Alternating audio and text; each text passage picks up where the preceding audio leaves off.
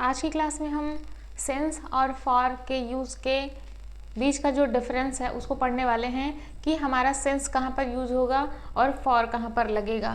तो ये जो हमारा सिंस होता है ये निश्चित समय के लिए लगता है।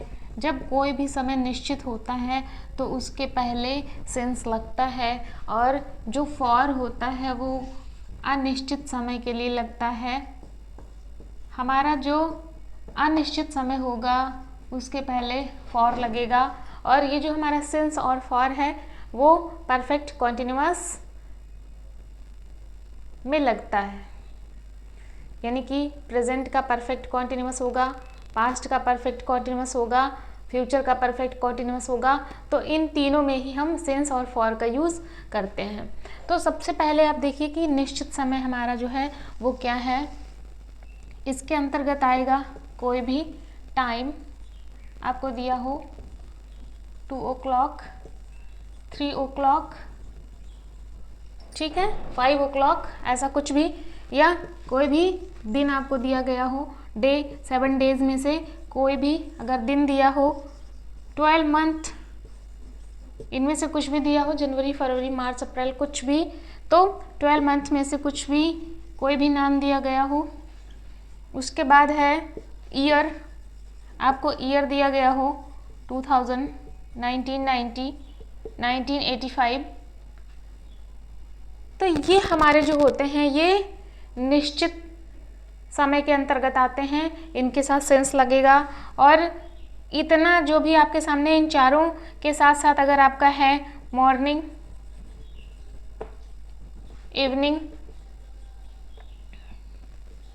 आफ्टरनून और लास्ट नाइट, ये जो आपका है ये भी क्या है, निश्चित है। तो इनके साथ ये जितने भी आपके सामने लिखे हुए हैं इनके साथ हम सेंस का यूज़ करते हैं।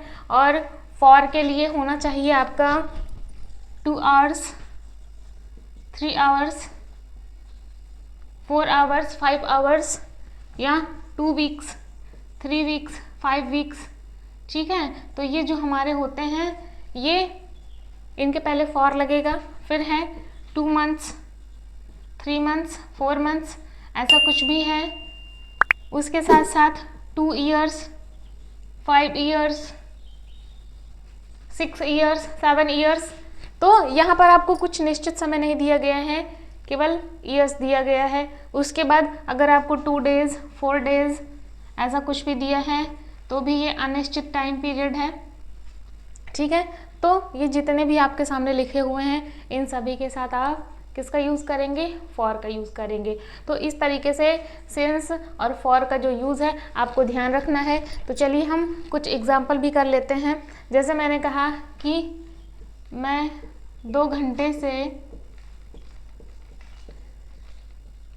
पढ़ रहा हूँ, तो देखिए ये हमारा प्रेजेंट परफेक्ट कॉन्टिन्यूअस है। इसमें हम हैज़ बीन या हैव बीन का यूज़ करते हैं। आई के साथ हैव बीन लगेगा, आई हैव बीन। वर्ब की फर्स्ट फॉर्म के साथ आईएनजी लग जाता है, रीडिंग। और 2 घंटे हैं, मैंने अभी आपको बताया कि 2 घंटे के साथ क्या लगेगा, फॉर लगेगा, तो फॉर 2 hours। अब इसकी जगह पे अगर हम कहते मैं सुबह से पढ़ रहा हूँ तो I have been reading since morning. मैं 2 हफ्ते से पढ़ रहा हूँ, I have been reading for 2 weeks, ठीक है। तो इस तरीके से इन दोनों के बीच का डिफरेंस आप समझ पा रहे हैं। आई होप आपको क्लास क्लियर हुई होगी। अगर वीडियो अच्छी लगी है तो लाइक करिएगा, और चैनल में मेरे साथ बने रहने के लिए चैनल को सब्सक्राइब कर लीजिए। मिलते हैं नेक्स्ट क्लास में, तब तक के लिए बाय।